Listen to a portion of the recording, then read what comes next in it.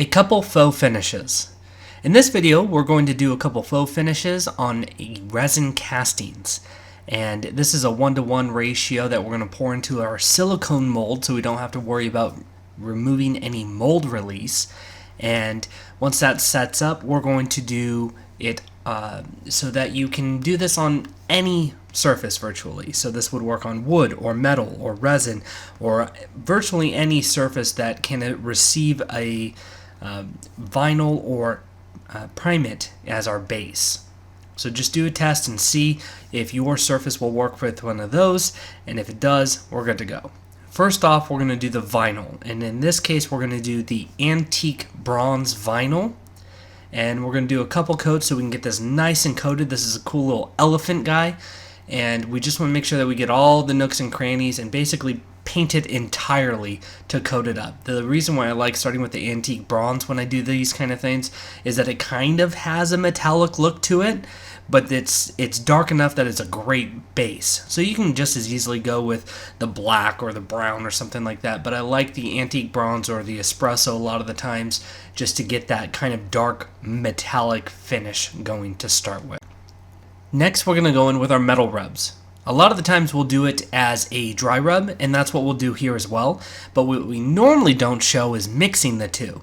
So we have the silver and the copper metal rubs, and we're just going to use the silver container because it was running out anyways and mix it in. And one of the cool things about the rubs is that you can mix them and get all sorts of different shades. So a lot of the times I like putting the silver into all the other colors to try and lighten them up. And in this specific case, it was okay, but it wasn't quite enough for me. I wanted a little bit of brass in there as well. Get a little of that brassy, bronzy tone because we had more of a mauve color first. So I put a little brass in there, and the hardest part about doing this is actually getting it mixed completely. Same with mixing waxes. It's just hard to get it mixed entirely. So keep that in mind. Do your best to get that mix. Otherwise, you may have a streak of one color over somewhere you didn't intend. So mix it really well. Sometimes adding a little bit of heat or put it in a hot water container will help loosen things up so it's easier to mix. So we're going to dry brush it, and you can see I put a little too much on, so I'm going to kind of use my hand, and you can use a rag, but it's not super picky with the metal rubs. It just kind of smears it a little bit sometimes. So I put it on, dry brush it all over the place, and I apologize, I'm a little off camera here, but we'll go ahead and get that all entirely coated. And one of the things I like to do when I'm using the metal rubs is to actually heat it afterwards. Now, what do I mean when I say heating it? Well, in this case, just a heat gun. You don't want to introduce a flame or anything like that. Same thing when I said heating it in the jar to kind of help mix it. I don't mean to actually heat it with a torch or anything like that. It just means to kind of try and warm it up a little bit, and a heat gun works really well for those. And you can see I'm actually able to kind of rub off some of the high points because we're essentially melting the metal rub a little bit. It's not hot enough to cause any damage, but it's hot enough that I can kind of rub a little excess off and show some of that vinyl back through if you overdo it. Another great option, if you can't rub enough of that rub off, is to actually just introduce more depth. So I'm going to put a black wax over the top of this. And it's probably going to look like I'm putting a little too much wax on it, but I usually go a little heavier and then rub off a lot more. And so the metal waxes will be kind of a timing thing. You got to know about how hot it is, and that will help you decide how soon you should rub it off. If you leave it on too long, the black will be more pronounced and it won't come off as easier. The sooner you rub it off, the less wax gets left behind. So do a sample and figure out where you need to be in order to get the color that you want. Whenever I do colored waxes, or anything like a colored oil or a patina stain, I always like to go over with a clear variant as well. So I had the black on there, I liked how it kind of was looking, so I went ahead and put the clear over the top to try and help kind of add the preservative.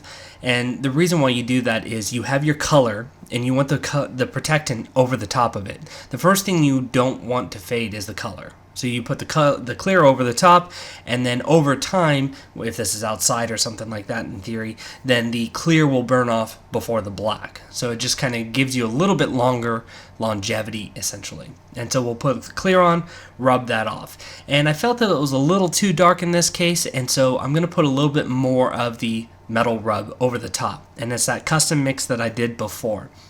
And if you've watched a lot of our videos, you've probably heard us say, nothing goes over wax but more wax. And metal rub is in this really kind of weird middle ground where it is a wax, but it isn't a wax. So metal rubs can go lightly over the wax after it's cured out, but you don't want to put a whole bunch of it on. And same thing where you can actually clear coat over the rubs as long as you give them plenty of time to dry out completely. So I'm just putting a little bit on there to bring a little bit of luster back. And while I was really liking where this was going, I really felt like it needed just a little bit more. And so I went on with a very, very thin coat of the gold. And I just put a tiny bit on my rag and smeared it in really well. So I would just try and get those highlights just to bring them up a little bit. And when we took the picture, it was really dark, but I wanted to show you what it also looked when you actually saw it in some lighting in real life. It's just one of those that didn't transfer super well. So this is what it looked like when we took the official picture, and then I brightened it up a little bit, and this is more what it looks like when it's sitting next to some lighting. The light just bounced off brilliantly, and I really liked how it turned out. Next, we're going to go in with our black grape paint.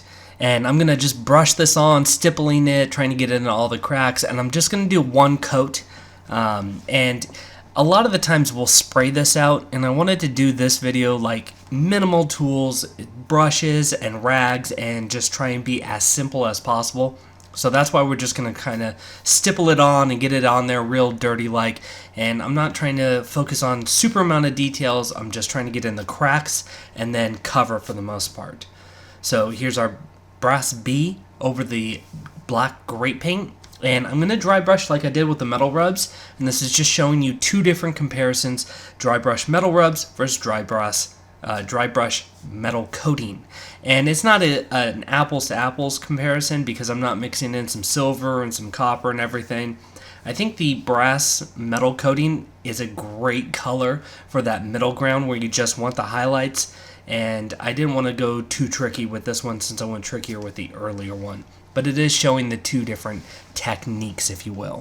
Here's our brass B over the black grape paint. And it looks great on its own. I felt like it was missing that little extra something, so I decided to go back and put a little brown metal wax.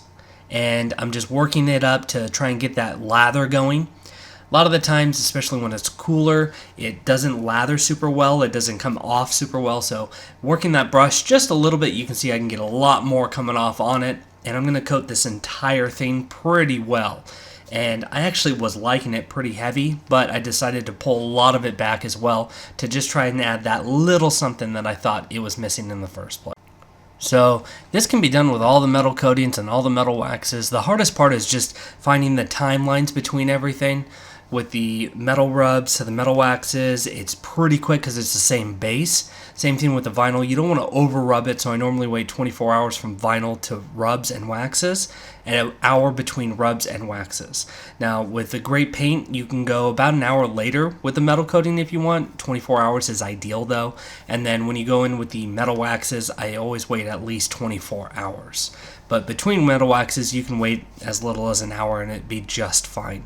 Here we're going with the clear, again, just to add that clear protective over the top of the color. Now, we're going to show a comparison that shows you before and after, and it just depends on what you're going for. The before is more brilliant and kind of brighter, whereas the after kind of dulled it down a little bit and aged it up. So it depends what you're going for. All of these products are available at www.sculptnouveau.com or by calling us at 760-432-8242.